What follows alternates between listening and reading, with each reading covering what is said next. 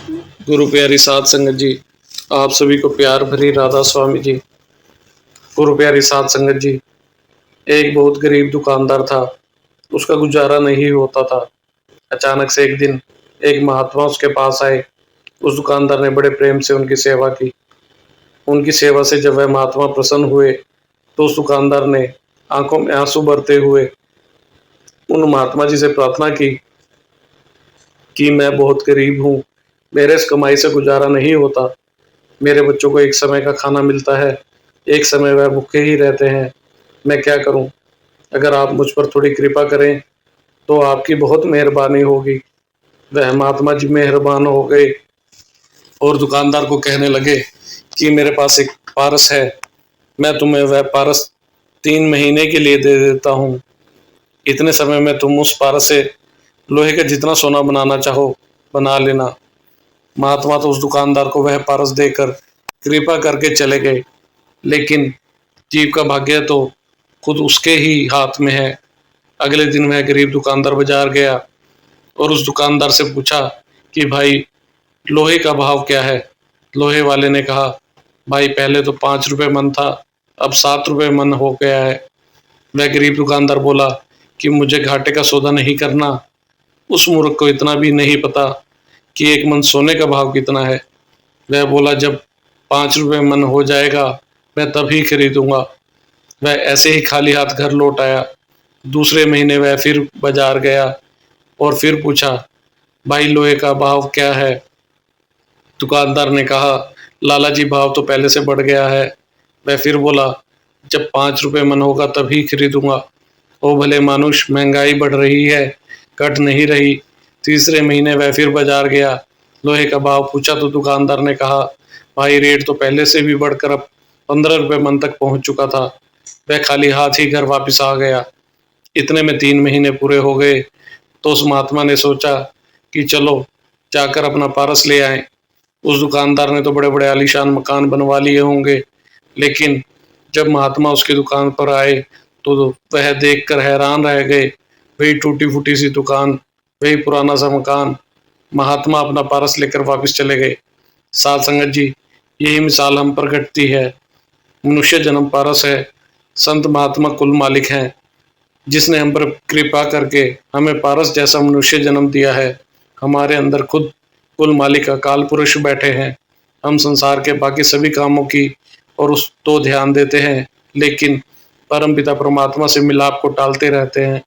हम यह नहीं समझते कि परमपिता परमात्मा से मिलाप करके हम उसका रूप हो जाएंगे और जन्म मरण के बंधनों से हमेशा के लिए आज़ाद हो जाएंगे।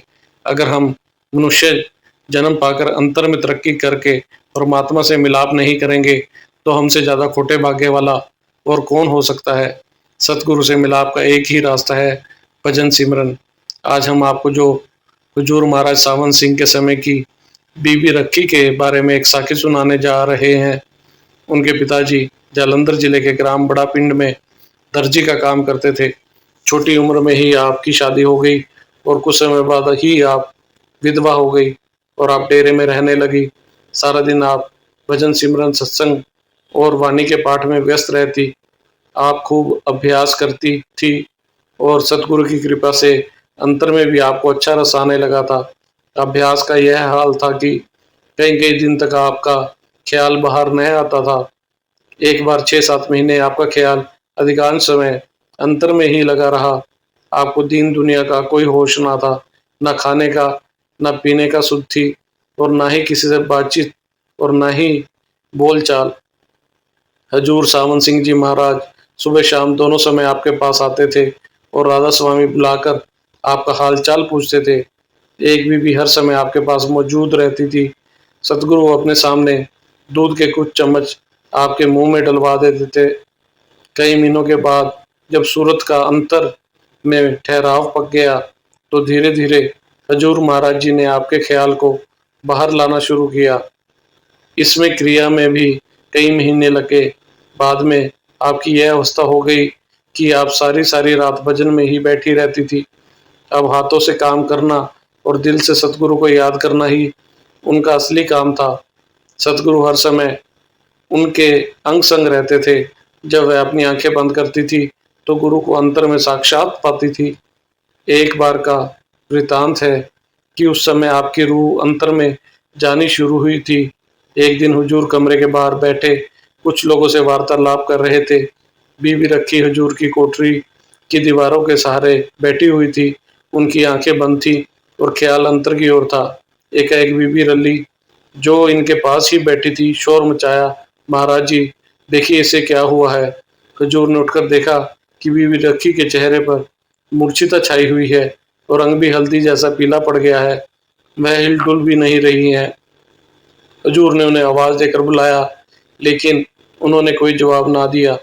इस पर हजूर ने अपना हाथ उनके सिर पर रखा और पूछा कि क्या बात है। बीबी रखी बोली, हजूर ऐसा लगता है कि मैं नरक में चली गई हूँ। हजूर ने कहा, बीबी सिमरन की तरफ ध्यान दो। उन्होंने जवाब दिया कि मुझे सिमरन बिल्कुल भी याद नहीं रहा। हजूर ने पूछा, शब्द सुनाई देता है। बोली, बिल्कुल नहीं। तब हजूर महाराज ने हुक्म दिया, मेरी आवाज़ तो सुनाई देती है, इसे पकड़कर इसके पीछे पीछे चली आओ। कुछ देर बाद बीवी रखी जब होश में आई तो बोली, बैठे बैठे मेरा ख्याल अंदर चला गया था और एक ओर से बहुत चीखने चिल्लाने की दर्द भरी आवाजें आ रही थी। आवाज सुनकर मैं उस ओर चली गई तो मुझे पता चला कि मैं नरक के अंदर चली आई हूँ। आसपास के दर्दनाक हाल देखकर मैं बहुत घबरा गई थी। मेरा लहू सूख गया था। आगे हुजूर आपको सब कुछ मालूम है। उन्होंने हुजूर महाराज की बहुत सेवा की, दिन रात सिमरन किया। काफी समय पहले बीवी रखी चोला छोड़ चुकी है। संगत जी आपकी बहुत इज्जत करती थी और आप भी गुरु की संगत से बहुत प्यार करती थी। इसी के साथ इजाजत चाहते हैं, फिर मिलेंगे एक नई साखी के साथ। तब तक के लिए राधा स्वामी जी।